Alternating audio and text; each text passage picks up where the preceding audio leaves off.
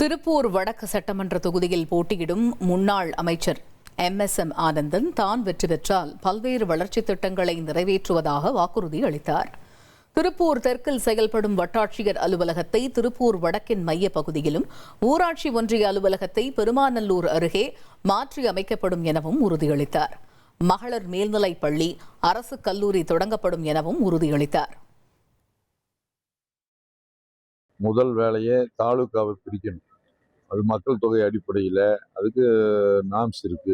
அந்த அடிப்படையில் பிரித்து, அதாவது பெருமாநல்லூரில் இருக்கிற பஞ்சாயத்துக்கெல்லாம் அவினாசி தாலுகாவுக்கு போகிறாங்க.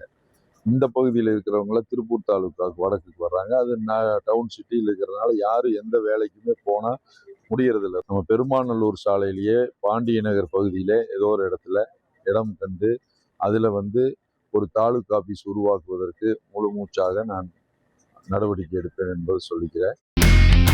இனி செல்லும் இடமெல்லாம் செய்தி.